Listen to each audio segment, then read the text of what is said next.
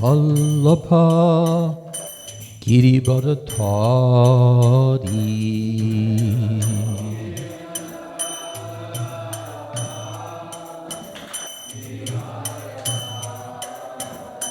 Yashodanandana Prajajana Ranjana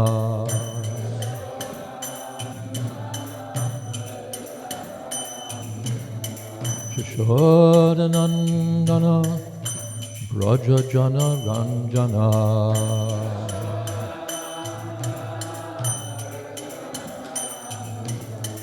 Jamuna Tira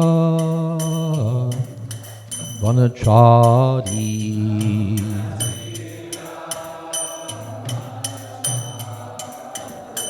Jaya Radha Madhava Kunja Bihari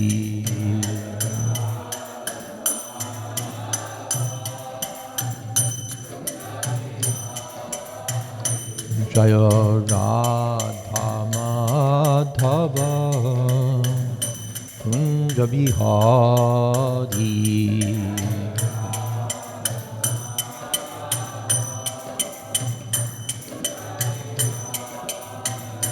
Jaya Gopi Jana Vallabha Girivardhari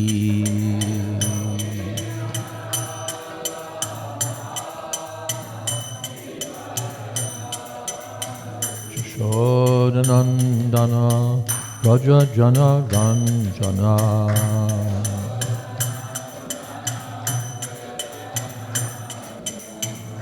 Jamuna Tira Vanachari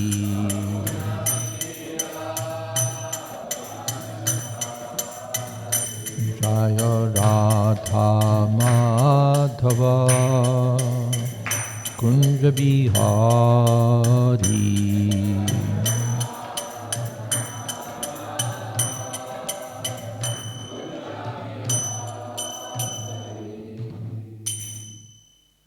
Jai Om Vishnuvad Panamansa Parivrajagacharya Srimad A.C.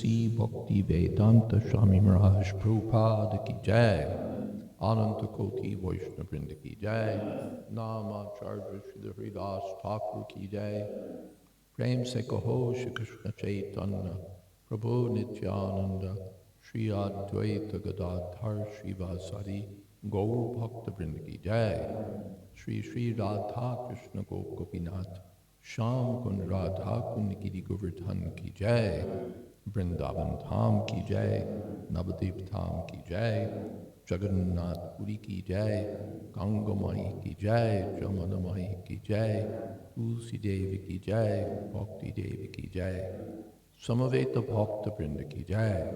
All glories to the assembled devotees. All glories to the assembled devotees. All glories to the assembled devotees. Gaur Premanande Hari Hari Bol. Till when does the class go? 8:30.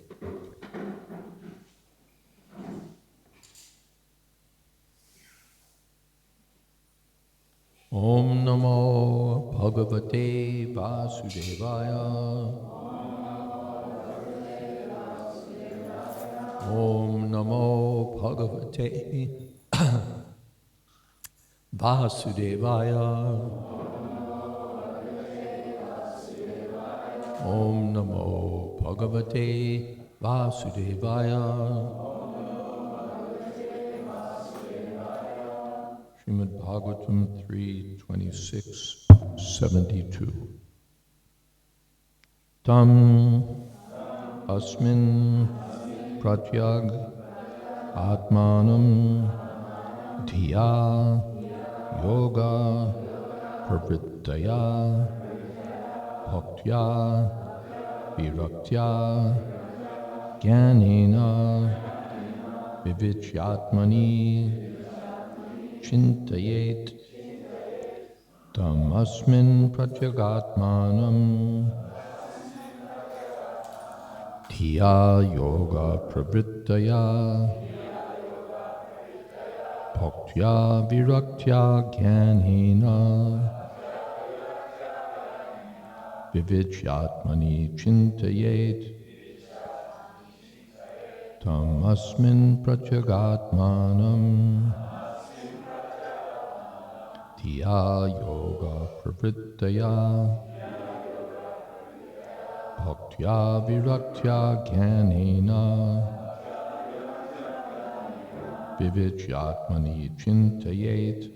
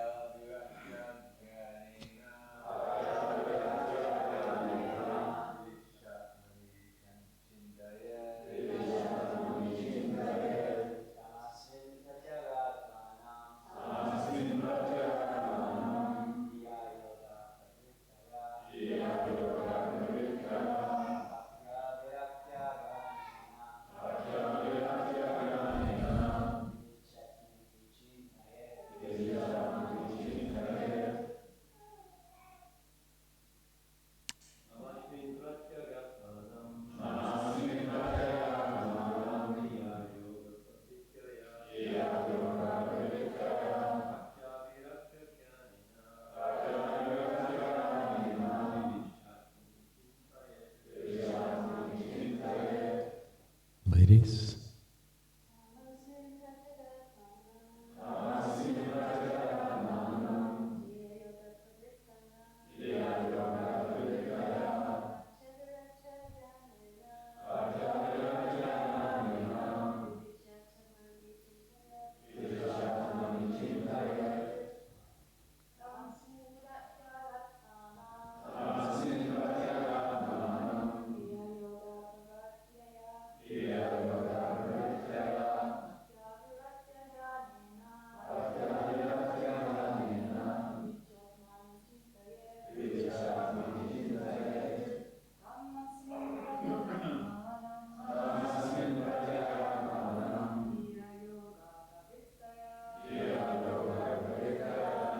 no, it's okay.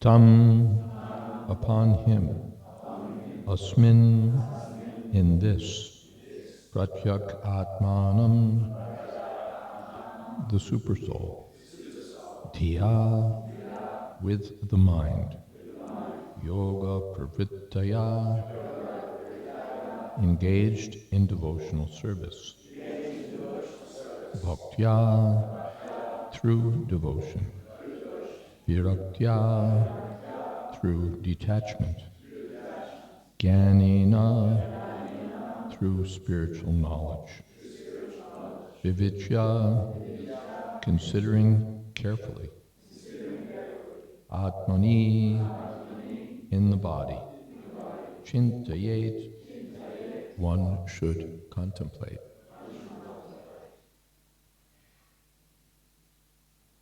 Therefore, through devotion, detachment, and advancement in spiritual knowledge acquired through concentrated devotional service, one should contemplate that supersoul as present in this very body, although simultaneously apart from it.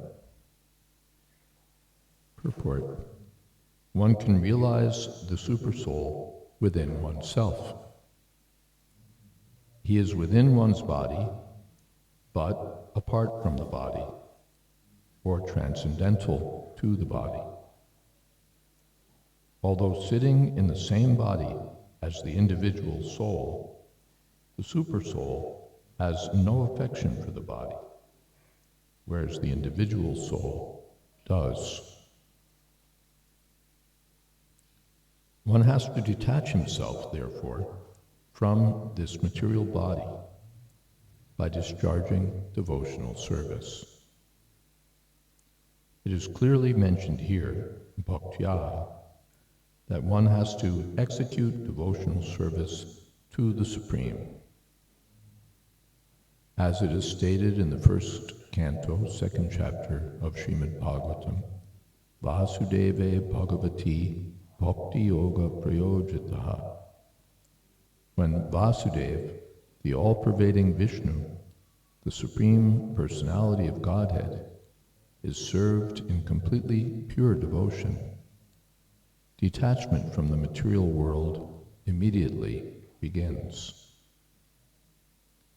The purpose of Sankhya is to detach oneself from material contamination.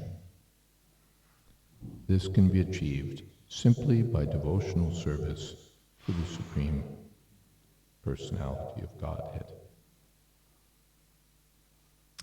Om Jnana Timidandasya Jnananjana Shalakaya Chakshun Militam Jena Tasmai Shri Gurave Namaha Shri Chaitanya Manobhistam Sthapitam Jena Bhutale Swayam Rupakada Mahyam Tadhati Sapadantikam Vandeham Shri Guru Shri Jatapadakamalam Shri Gurun Vaishnavanscha Shri Rupam Sadrashatam Sahagana Raganatan Vitam Stam Sajivam Sadvaitam Savadhutam Parijana Sahitam Krishna Chaitanya Devam Shri Radha Krishna Padan Sahagana Lalita Sri Vishakhan Vitamscha He Krishna Karuna Sindho Dinabandho Jagatpate Gopesha Gopika Kanta Radha Kanta Namostute Tapta Kanchana Gaurangi Radhe Vrindavaneshwari Rishabhanu Sute Devi Pranamami Haripriye Vancha Kolpatarubhyascha Kripa Sindhobhyevacha Patitanam Pavanebhyo Vaishnavebhyo Namo Namaha Shri Krishna Chaitanya Prabhu Nityananda Shri Advaita Gadadhar Shivasadi Gaur Bhaktivinoda Hare Krishna, Krishna Krishna, Hare Hare, Hare Rama, Rama Rama, Hare Hare. Tam asmin pratyagatmanam tiya yoga pravrittaya bhaktya viraktya jnanena vivijyatmani chintayet. Tam asmin pratyagatmana. In the body there's a supreme soul and an individual soul. They're not identical in all respects. To some extent identical, but not separate. Dvasuparna Sayuja Sakaya. In the Upanishads it's said that there are two birds sitting in one tree. The tree is this body, and the two birds are the individual soul and the super soul. The individual soul is trying to enjoy the fruits of the tree, sometimes sweet, sometimes bitter, and the super soul is not interested in that. He's detached. Oh, one can realize this super soul when one is detached and situated in knowledge by virtue of devotional service. When Vasudeva Bhagavati Bhakti Yoga Priyojita Janayati Ashu Vairagyam Jnanam Cha Yadvaitakam. When one is engaged in devotional service, then automatically knowledge and detachment will develop. Bhaktya Shruta Grihitaya. Devotional service is supported by transcendental knowledge and by detachment. When there's bhaktir parasyanubhavo viraktiranyatra, when there's devotional service, we automatically expect to see detachment. We don't expect to see ignorance and attachment. Knowledge and detachment. Detachment means from this material body and that which is related to this material body, aham mameti, and attachment to Krishna, the Supreme Personality of Godhead. When one is detached from the attraction of material prosperity, one can actually concentrate his mind upon the Supersoul. Generally, people are engaged in economic development, which means making money. Where is money? Where is money? And increasing our assets, our investments, our property. And if we do that, we're successful. The educational system is also like that. Even those who are devotees, if they have children, they want their children to attend first-class university and get a first-class career and make first-class money as the first priority. And they should also be pure devotees of Krishna. But if they don't become devotees, well, what could we do? But if they fail in their material careers, then that's our fault. So we have to see to that. And apart from our own children, we ourselves, that's our first priority. So when one is detached from that, one can concentrate the mind on the Supersoul. Bhogaishaya prasaktaya. As long as the mind is engaged, attached to opulence and enjoyment, then the resolute determination required for concentration on the Supersoul just doesn't get itself together. Chitatmana prashantasya paramatma samahita. On the other hand, if one controls the mind and controls the senses, then one becomes peaceful. The mind becomes peaceful. Why is the mind agitated? It's agitated by thoughts of sense enjoyment. Or it's agitated by attachment. My this, my that, my this, my that. I was talking with one very successful, materially successful devotee. He's also spiritually successful. And we were discussing a little about his business. He said as soon as we acquire an asset, the mind immediately becomes busy with thinking of how to maintain or use that asset. It's a simple thing, but quite to the point. If we acquire something, then we're thinking, protecting it, using it, how to do this with it or that with it, insure it, make sure no one else grabs it, that the roaches don't overrun it, whatever it is, what to do with this asset. And if we have many assets, then the mind is always thinking this asset, that asset.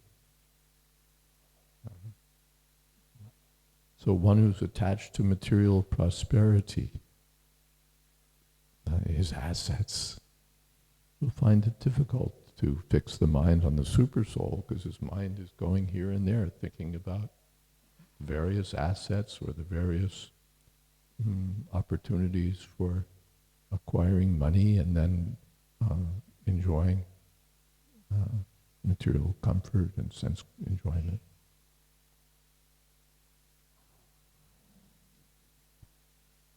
As long as the mind is distracted toward the material, there's no possibility of concentrating one's mind and intelligence upon the Supreme Personality of Godhead or his partial representation, Supersoul.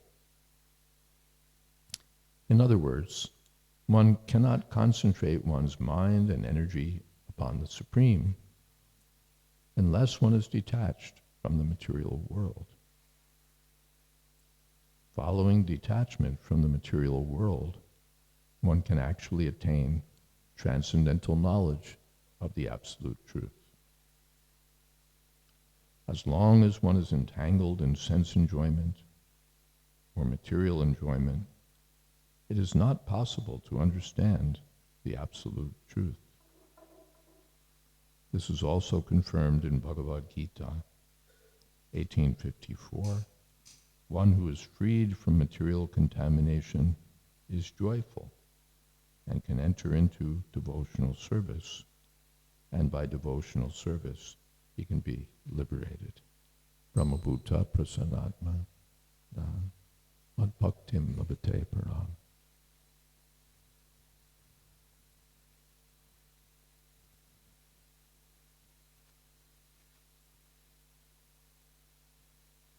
Therefore, Chaitanya Mahaprabhu, Vairagya Vidya Nija Bhakti Yoga, Shikshartameka Purusha Purana. And Sri Chaitanya Mahaprabhu came to teach Vairagya and Vidya and devotional service. Not end devotional service as ancillary. Devotional service is the main thing. Better not to sit that way in front of the deity. With the arms around the knees. Yes. Thank you.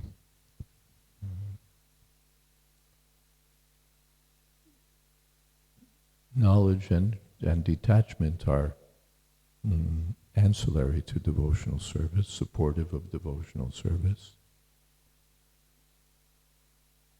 And therefore Chaitanya Mahaprabhu, he could have showed a life of devotional service while enjoying like anything. But he showed detachment, serious detachment from wife, from mother, from family, from everything. Vairagya, vidya, and transcendental knowledge. Nija Bhakti Yoga. In the Srimad Bhagavatam first canto, it is stated that one becomes joyful by discharging devotional service. Bhaktya Paramaya Muda. In that joyful attitude, one can understand the science of God or Krishna consciousness. Otherwise, it is not possible. The Brahmabhuta Prasanatma, one becomes joyful in Krishna consciousness. Prabhupada said the first sign of a self-realized person is that he's not morose, he's jolly. Chant Hare Krishna and be happy. Those who are materially attached will be alternately joyful and morose, but or more of one, more of the other. But it will all be relative to material circumstances. But the Krishna conscious person is always joyful because he's detached from the outward material circumstances and he's attached to Krishna. The analytical study of the elements of material nature and the concentration of the mind upon the Supersoul are the sum and substance of the Sankhya philosophical system. The perfection of this Sankhya Yoga culminates in devotional service unto the Absolute Truth. Thus end the Bhakti Vedanta purports of the third canto, 26th chapter of the Srimad Bhagavatam, entitled Fundamental Principles of Material Nature. The Sankhya philosophy takes account of the material constituents of this cosmic manifestation, but the purpose is chintayet. In the Bhagavad Gita,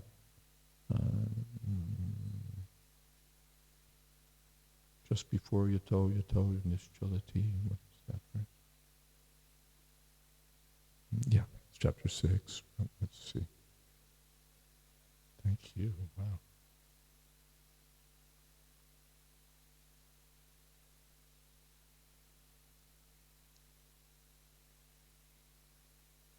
Yes. Atma samstam mana kritva na kinchid api chintayet. Shanai shanai rupa ramed bhujya dviti grihiteya. Atma samstam mana kritva na kinchid api chintayet. Gradually one should withdraw one's intelligence from the business of sense gratification, mind and intelligence, by determined intelligence. Atma sangstam manakritva, and one should fix the mind on Atma, Paramatma. Nakinchid api chintya, and one shouldn't think of anything else. That's the goal. Always thinking of Krishna. Not sometimes thinking of Krishna, sometimes thinking of this, sometimes thinking of that. Always thinking of Krishna. Smartavyam satatam Vishnu, vismartavyam najatu chit. Hare Krishna, Krishna Krishna, Hare Hare. Hare Ram, Ram Ram, Hare Hare. Any comments, questions? Yes.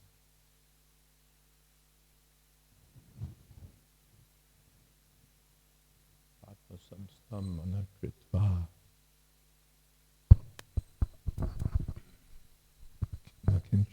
Hare Krishna. Is the spiritual master the external representation of the Supersoul? Yes, that's stated in verses there to that effect, quoted in Chaitanya Charitamrita.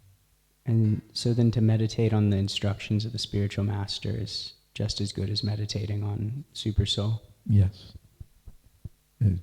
Meditating on the spiritual master is not different from meditating on his instructions. Meditating on the spiritual master is not different from meditating on the Supersoul. So if I'm thinking of the spiritual master's instructions, Supersoul is not different. It's not just a picture. It's not just a picture that we have a picture and we fix our mind on this picture, and that's Supersoul.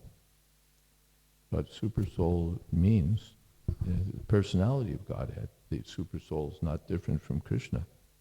What Krishna means, he has form, he has qualities, he has desires, he has instructions.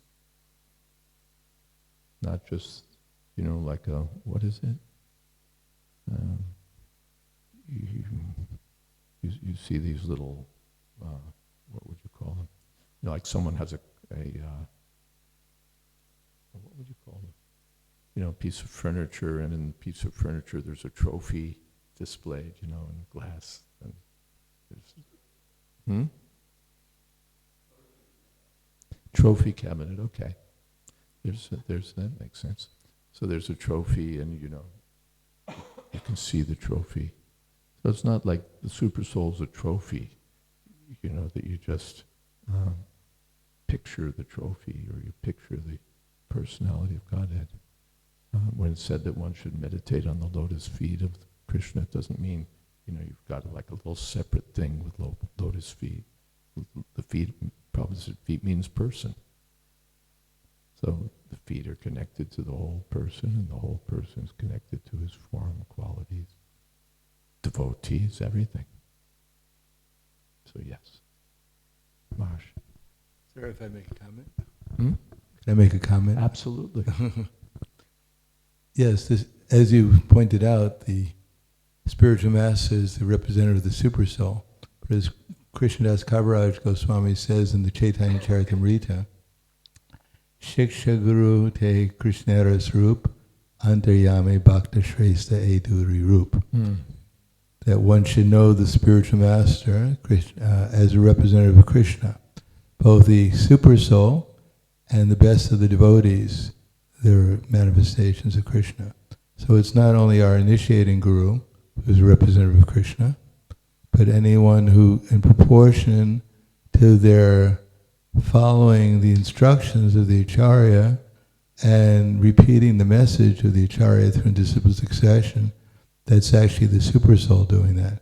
Because no one can do anything, either material or spiritual, outside of the super soul. And therefore, when one is engaged in devotional service under the direction of the Acharya, then what he's doing and what he's saying is actually the manifestation of the super soul also. Yeah. The devotees, the Krishna, everything's finally a manifestation of the super soul. But the devotees represent the super soul. They carry his instructions.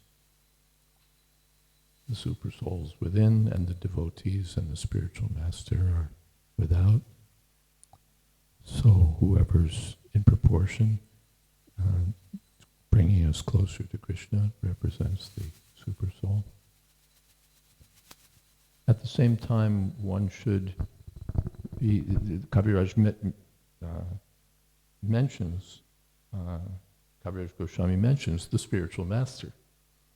Not mentions, dedicates a whole chapter to understanding the spiritual master. So it's not that we're meant to, that the spiritual master is meant to be understood as diffuse, sort of a principle, but there's, I have my spiritual master, and there's the devotees, and there's the governing body commission, and there's this, and this committee, and that committee, and they all represent Krishna. They do. It's true. And at the same time, there's a spiritual master to whom we've accepted. When it's said, Guru Mukha Padma Bhakya Chate Te Kuriyakya, it's not diffuse, that therefore I accept all the words that I get everywhere. It's true. Wherever I get a good instruction about Krishna consciousness, I accept it. But still, I have a spiritual master. And the spiritual master is singled out in that chapter. So I'm not disputing, I'm just adding. Yes. Janardhan. Hare Krishna Maharaj. It says also that there is an eternal relationship between the spiritual master and the disciple. That's why when we say, he is my Lord, birth after birth, and which means also just like the external manifestation of the super soul is always with us, birth after birth. Yeah, the super soul is with us birth after birth. It's his kindness. He doesn't even have to be with us at all. But out of kindness, he accompanies every living entity in whatever body that living entity enters for enjoyment. So yes, thank you. There was a question, yes.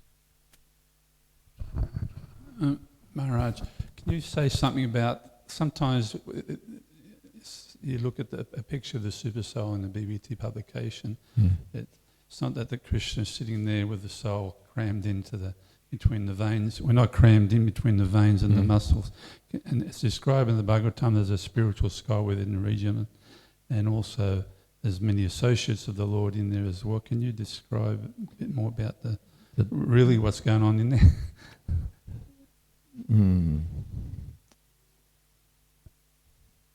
That's very difficult to describe what's going on. Andantarasta paramanu chayantarastam. He's within every atom. He's between all the atoms. All the atoms are within him. Let me just see.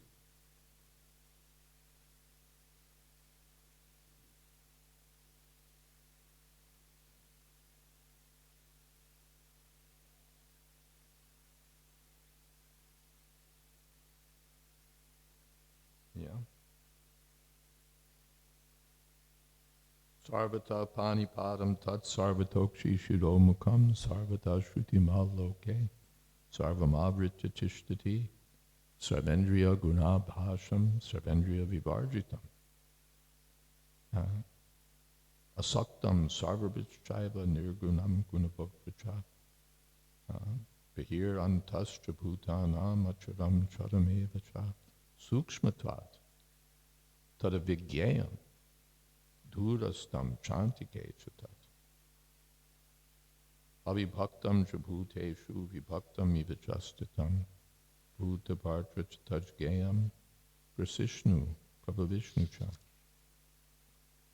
The jyotisham apitaj jyotis tamasa paramuchyate jnanam gayam jnanagamyam hridi sarvasya vishtatam. This is 13th chapter. Super souls, he has his hands and legs everywhere. His faces are everywhere. His ears are everywhere. He pervades everything. He has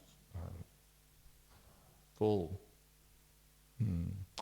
complement of senses, and yet he has no senses, no material senses. He's completely detached, but he's maintaining all the living beings. You know, a family man maintains his family because he's attached. If I weren't attached to my family, why would I bother to maintain all those people? But Krishna is completely detached, and yet he's maintaining all living entities. Sukshmatat tadavigyayam. He's unknowable, avigneya, because sukshmatat, he's exceedingly subtle. We can understand, like a desk, it's pretty tangible, color and the hardness and what it's made of and the shape. But the more subtle you get, once you get up to like fire, it's more subtle. Air is more subtle. It has no color.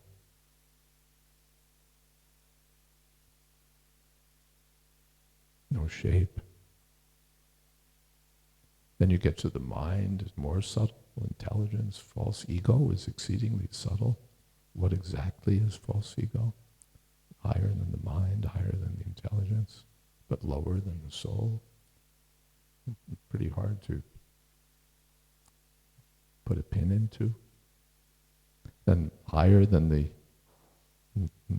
false ego is the soul. How subtle the soul is.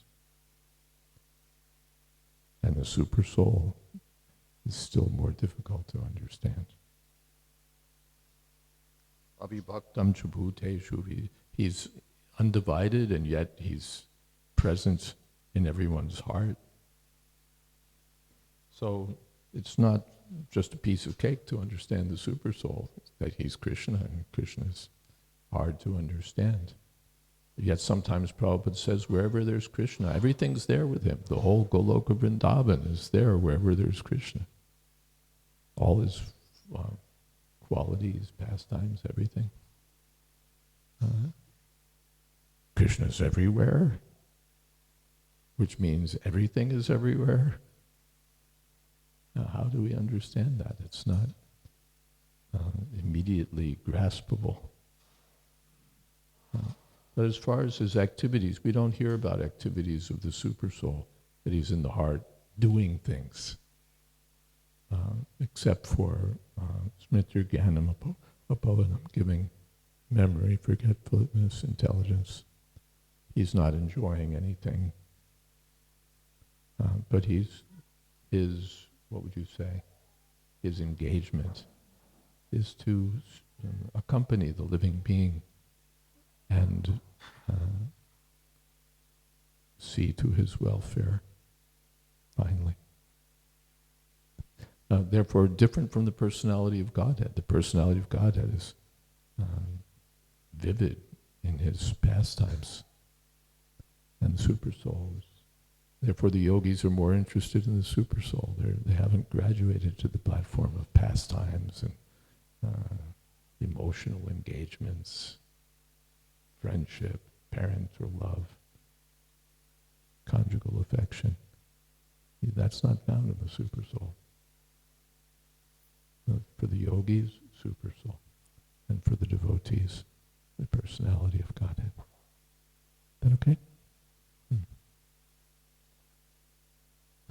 Yes, Margie? Thank you, Maharaj, for Okay. being here. I wanted to ask you if you had any experience of when you were with Prabhupada, of him being the external manifestation of the super soul. Oh yeah, we all had experience.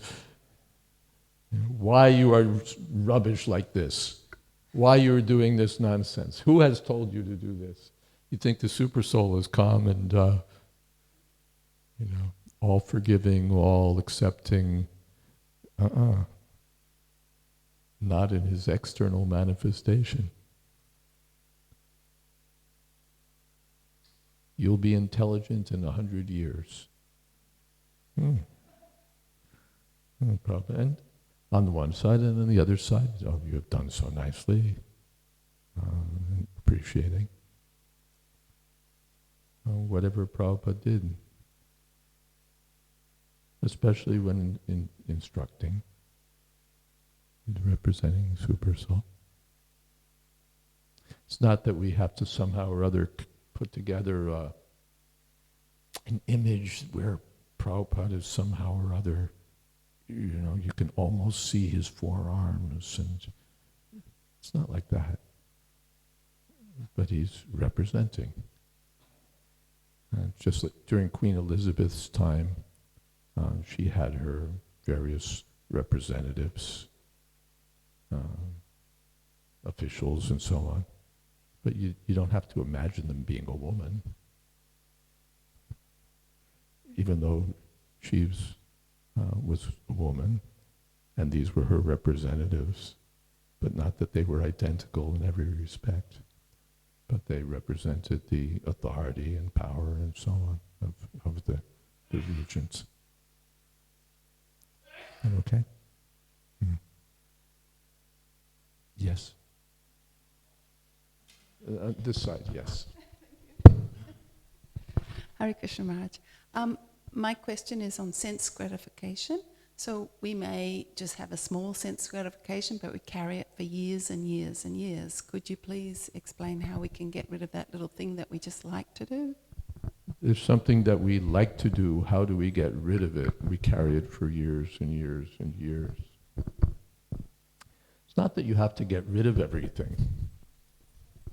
That whatever I like, I have to dump. First thing is,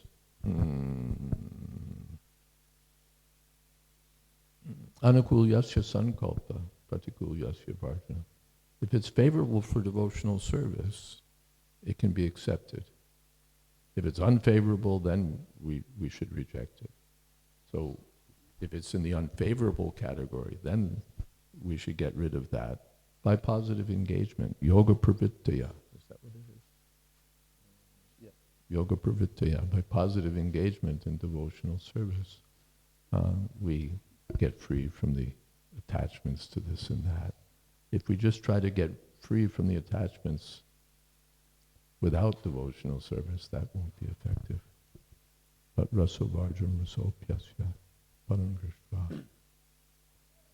Then within devotional service, those things that are favorable, sometimes they're favorable and sometimes under other circumstances they're not so favorable.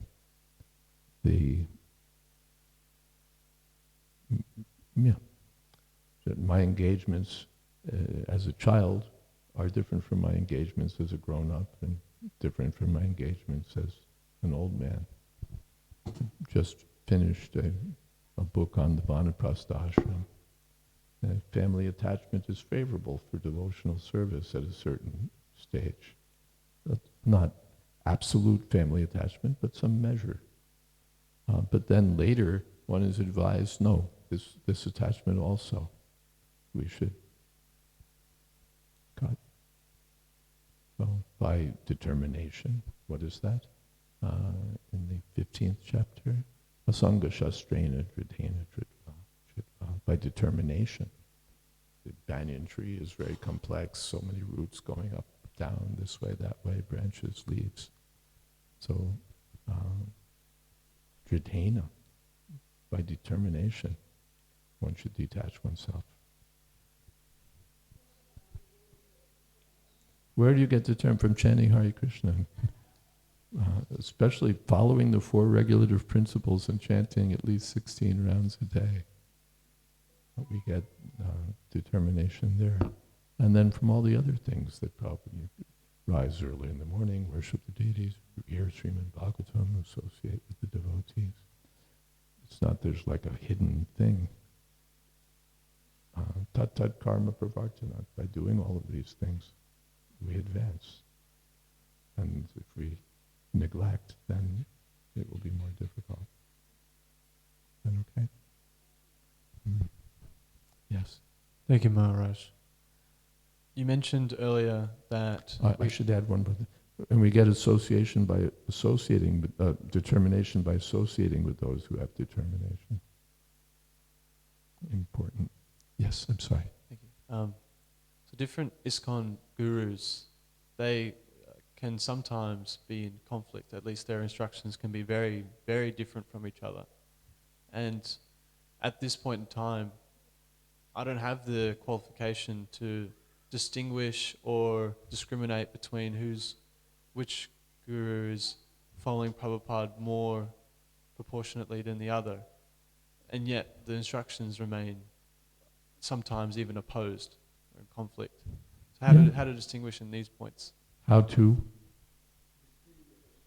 distinguish. Well, first question is whether we have to distinguish. Or have we been appointed to the bench that, the various ISKCON gurus are going to appear as witnesses, and then we have to decide and issue our verdict? Is that part of our duty? Is that part of what we've been called upon to do? Does it really matter to us very much that this guru thinks we should do this and that guru thinks we should do that? Is it really, is it pertinent, or is it just the hottest thing on Facebook at the moment? If we have our guru, then other gurus can have their opinions. I have my guru to follow, and let others follow their guru. That's the principle. To follow the instructions of one's guru. So you have your guru, there are different schools, there's Yale, there's Harvard, there's Oxford, there's Stanford. So, the students at the different schools don't have to keep looking around to see what they're teaching at the other school. They just have to follow the course that their professor is teaching. So I should follow otherwise why did I accept the guru? So I've accepted a guru, let me follow his instructions and not bother my pretty head with all these questions about this one's disagreeing with that one has a different opinion from this one. For entertainment, maybe that's good, or for distraction, maybe that's good, but how does it help me move forward in devotional service? But if I dedicate myself to the instructions of my guru, Arna Kuriya Mani Asha, then everything will be all right. As far as disagreement, that's to be expected. ISKCON guru or ISKCON non-guru or non-ISKCON guru, everyone has a different opinion. That's the material world, or that's individuality. I used to serve in BBT in Athens for some time. There was a lawyer there. He said, you put 2 Greeks together, you'll get 3 different opinions. That's individuality. In the spiritual world, there's disagreement because there's individuality. So we don't have to somehow or other see that because there's difference of opinion, we have to fix it. We have to do something. Or we have to, now undertake a deep study and figure out who said the right thing and who said the wrong thing. Even the acharyas disagree with one another. You read any, so many verses in Srimad Bhagavatam, and this acharya says one thing, another acharya says something else. Totally different. So it's not for us to say, well, Jiva Goswami had it right and Vishwanath Chakravarti Thakur had it wrong. We don't have to decide these questions. We just appreciate their different points of view. And even if we don't appreciate, I respect all the different opinions, but this is what makes sense to me. All right, I'll go with that.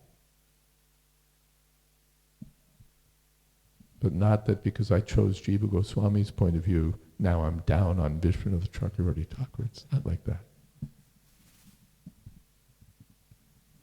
Is that okay? Yes, Maharaj, thank you. Pralanam. Just a little subtlety. I agree with what you said.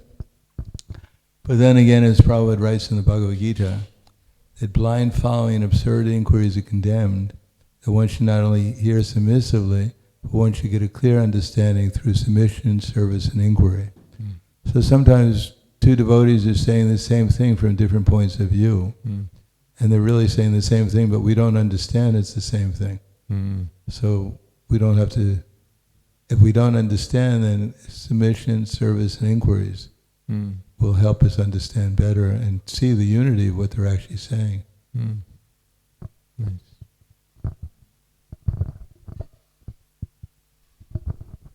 Hare Krishna Maharaj, Hare thank you for Krishna. a great class. I really liked what you said about the principles don't change.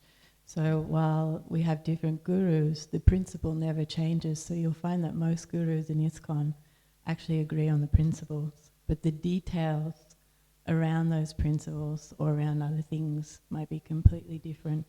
Yeah. When your guru says, you're actually Krishna, you've only forgotten it, then you know you're in serious trouble.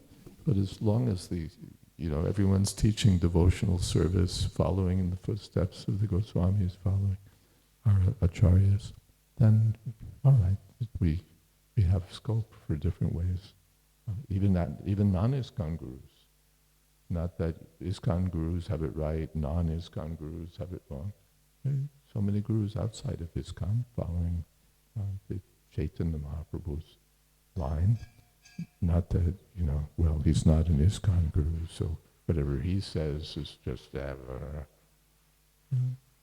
we have to have a broad mind.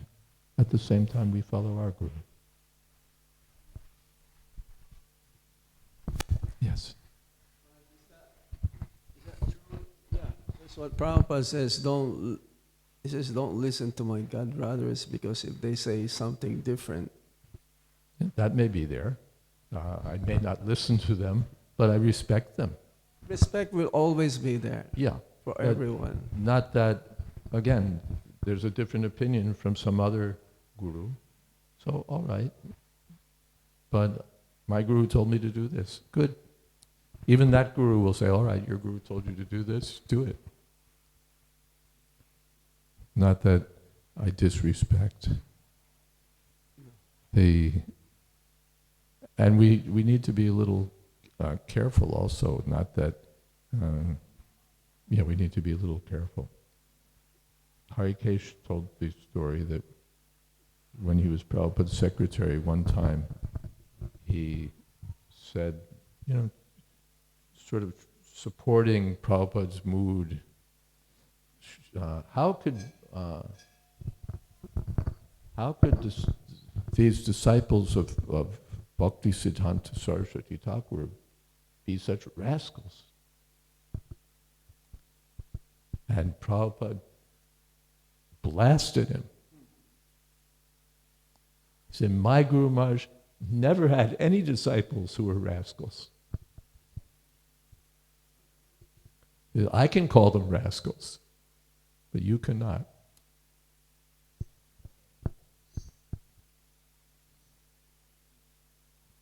He said, you have said the wrong thing. My My Guru Maharaj never had any rascals.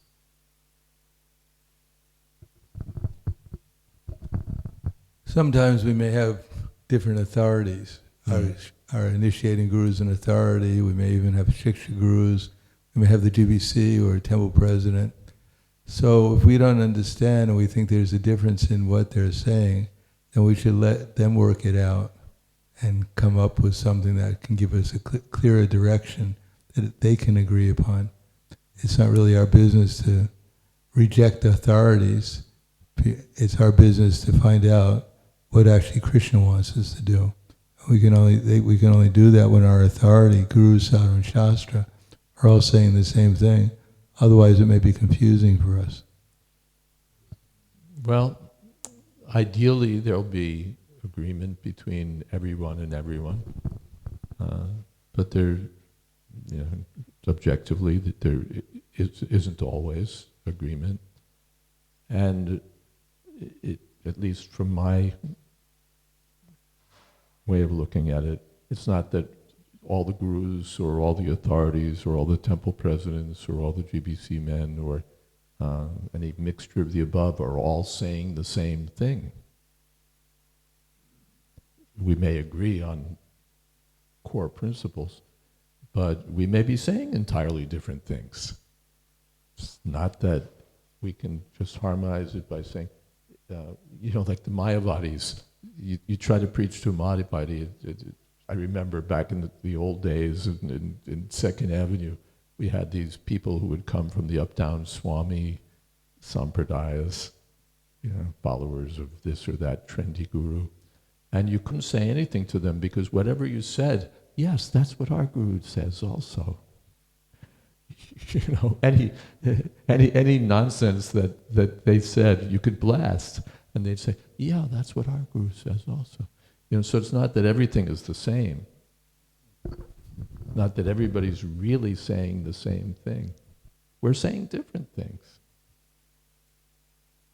Really. I have some things that I completely disagree with some of my godbrothers about.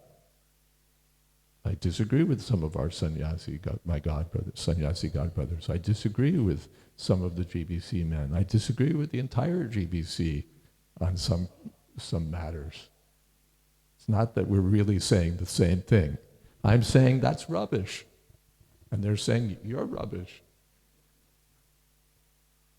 So there's certainly room for discussion. I should maybe get together with them and say, how come you look at it this way and I look at it that way? But I don't think we can just reconcile it by saying, really, we're all saying the same thing. Then there's another point.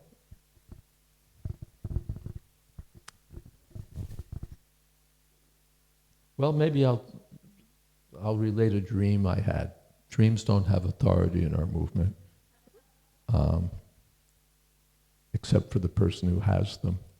Kaviraj Goswami went to Vrindavan on the strength of a dream, but you don't have to accept my dreams.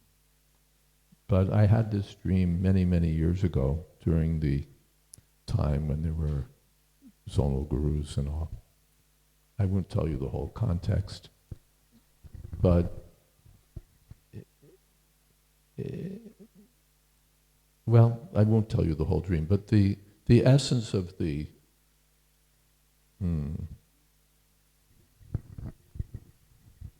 instruction that I picked up from the dream was that we have to follow our spiritual master.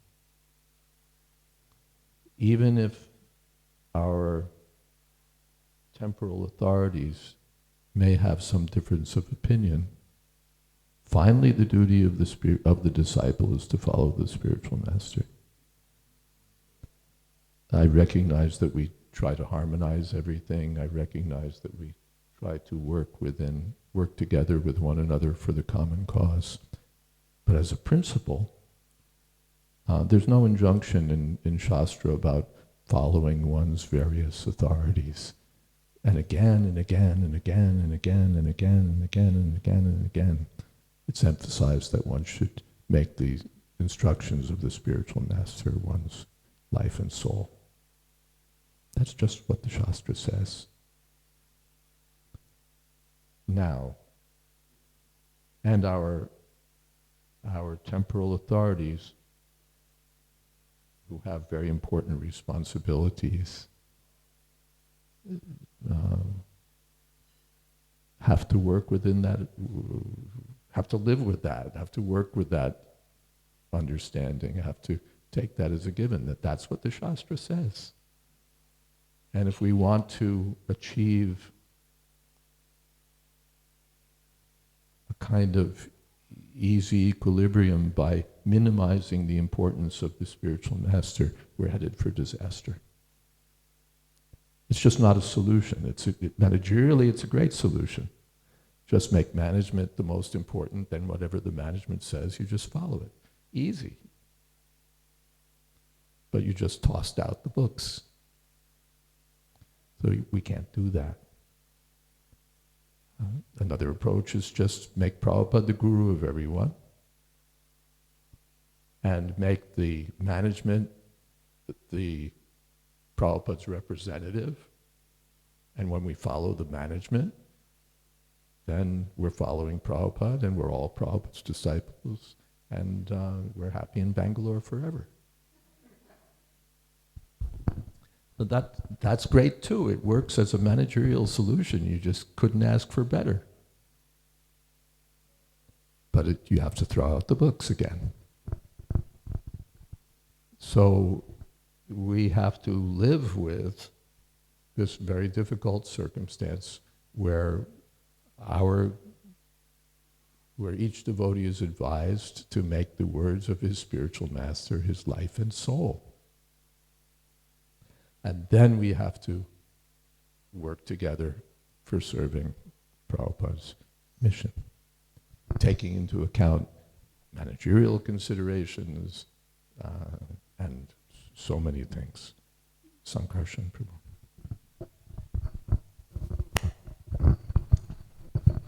What about a situation when Godbrother says that I understand how to guide you better than your spiritual master does? You follow me instead of your spiritual master, and you can put my picture on the altar and take your guru's picture off your altar. We hope that guru whose picture is being taken off is really, really fallen. Otherwise, the guru who told us that is really, really in a difficult position. That's extreme. That's extreme.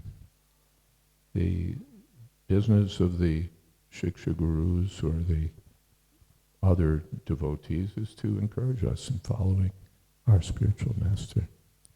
Then it works. Otherwise, if we're all here to say your guru had it wrong, then we're definitely not saying the same thing. And we're headed for conflict.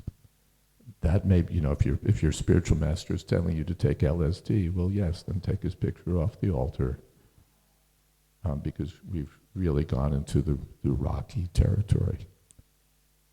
But assuming that we haven't reached that sort of disastrous territory, even though we may have a difference of opinion, this guru thinks we should do that, this guru thinks we should do something else, this guru's outspoken one way, the other's outspoken the other way. But not, otherwise to save the ship, we sink it. Well, we shouldn't do that. Yes.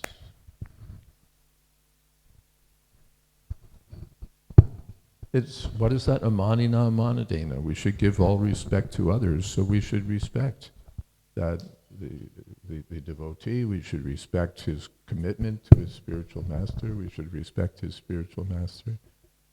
Not that we want respect, we want to give respect. I was on Padayatra. We were at some engagement, I forget where it was, but the one Gaudiya sannyasi, I forget if he was a sannyasi anyway, Gaudiya Vaishnav. And at the end of the kirtan, he chanted the Premadhvani, and he included Aapka Aapka Guru Maharaj Ki Jai.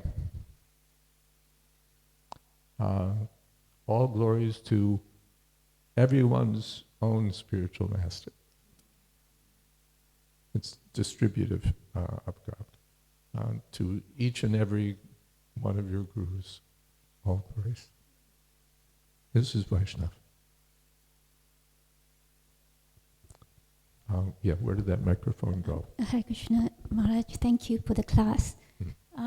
You mentioned that the spiritual master is, at the end of the day, we follow the instructions of the spiritual master. I've known cases where the spiritual master, sometimes because it talks about the qualification of the spiritual master and of the disciple, that they observe each other. But these days, maybe at the temple, there's some form of devotees willing to follow authority, but Some form of, at the temple, what? like temple devotees, they follow the temple management authorities, but Yes. mostly nowadays, most of the devotees are congregation devotees, and I've heard Most of the devotees are congregational devotees. Yes, so they don't. They do what they can in Yes. terms of giving service. Yes. And I've heard cases where spiritual masters, they instruct the disciple to do something because they don't want the disciple to leave. So the disciple may say, the spiritual master wants them to serve in a certain country, and they say, "Oh, Guru Maharaj, I've moved here, please give your blessings." So the spiritual master actually said that, what can I do? I give blessings, otherwise they'll be disobeying the third order.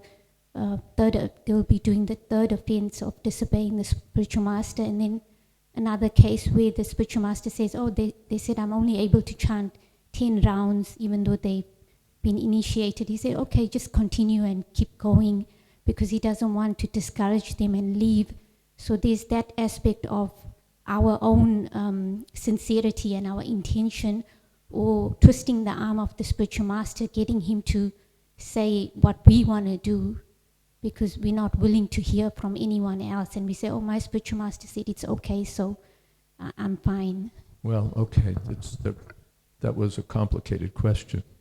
The spiritual master, first of all, there's lots of devotees who don't stay in the temple. They live outside. They're not directly working under, a temple commander or a temple president. They have their own ashrams. And sometimes they get different instructions. Maybe they want to go to preach and they want to go live in New York City, and so they say to the Guru that, Guru Maharaj, I want to live in New York City.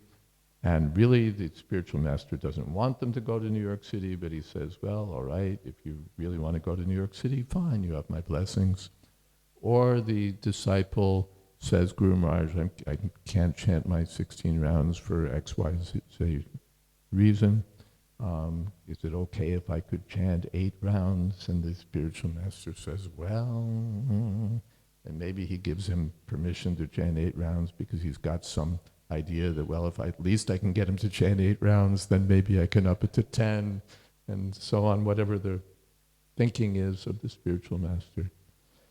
So that was the background of the question, if I got that. And then the question itself comes to, let's see if I got it right, are we twisting the arm of the spiritual master by that sort of an approach? Sometimes we're twisting the arm of the spiritual master, or sometimes we're just looking for a stamp of approval for that I can then turn around and show to my other authorities and say, see, this is what Guru Maharaj told me to do. I'm not even twisting his arm, I'm just somehow or other, I got a letter, I spoke to Guru Maharaj, or his secretary told me, or this or that, any which way that I can get some sort of evidence that what I want to do is really what he wants me to do. That's one instance. Another instance is that, yes, I'm twisting his arm. Prabhupada, I know of one instance where he gave permission for something he didn't want to give permission for, but he said, if I don't give permission, then he'll do it anyway, and then it's Guru Aparad. So that may be there.